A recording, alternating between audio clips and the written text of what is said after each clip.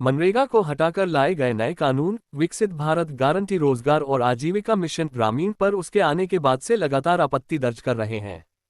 इसी क्रम में 2 फरवरी 2026 की मनरेगा के 20 साल होने के मौके पर हजारों मजदूर साथी काशीराम कॉलोनी के पास बड़ी संख्या में एकत्र हुए।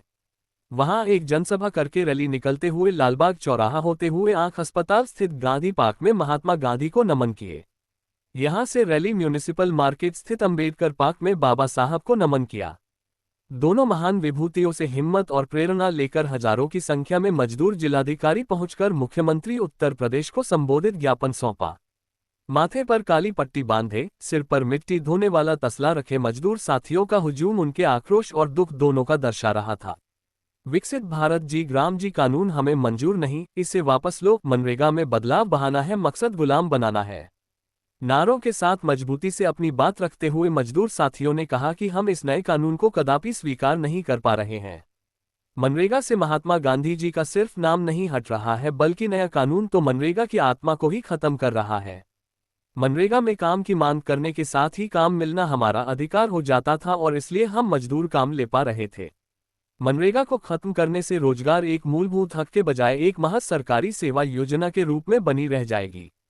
मनरेगा कानून की आत्मा में काम का अधिकार है। पहले जहां धन आवंटन मांग के अनुसार होता था, अब उसकी जगह एक ऐसी आपूर्ति आधारित व्यवस्था आएगी जिसमें रोजगार की मांग को पहले से तय बजट के अनुसार ढलना पड़ेगा। मनरेगा के तहत केंद्र और राज्यों के बीच खर्च का अनुपात लगभग 90-10 रहता है, लेकिन वीबी ग्राम जी में ये 60-40 होगा। बढ़े हुए वित्तीय बोझ के कारण राज्य सरकारें खर्च कम करने की नीति अपनाने पर मजबूर होंगी और मजदूरों के काम की मांग को दर्ज ही नहीं करेगी। मनरेगा जैसी रोजगार गारंटी योजना को वर्ष में 60 दिनों तक बंद स्थगित रखने से महंगाई और बेरोजगारी के इस दौर में लाखों परिवारों को भुखमरी की ओर धकेल देगा।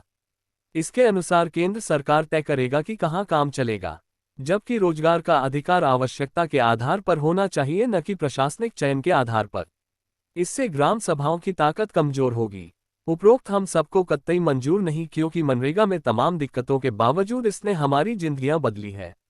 2 दशक पहले 3-4 किलो अनाज के बदले मजदूरों को कड़ी धूप, जाड़ा, बरसात में काम करना पड़ता था। जब खेतों में काम बंद होता तो आसपास के शहरों में जाकर मजदूर औने पौने दाम में काम करने को मजबूर थे।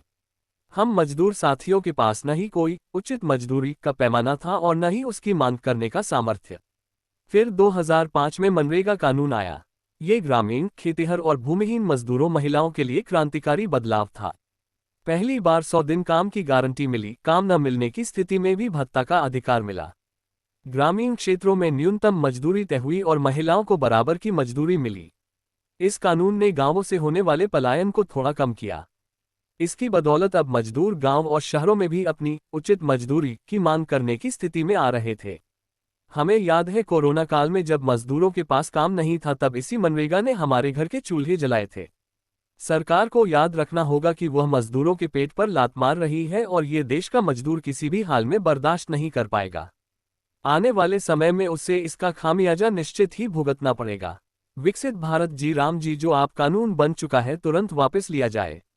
रामबेटी, बेटोली, जमुना, जगन्नाथ, रामकिशोर, प्रकाश, पिंटू, साकरुण, जसना, सुदामा, केशकाली, सुरेश, रामदेवी, राजराम, पप्पू, विद्यासागर, कुंती, रेशमा, दुर्गेश, रामसरन, सीता, रोशन, मंगूलाल, शांति, रामसेवक, उत्तम, राजेश आदि लोग मौजूद रहे।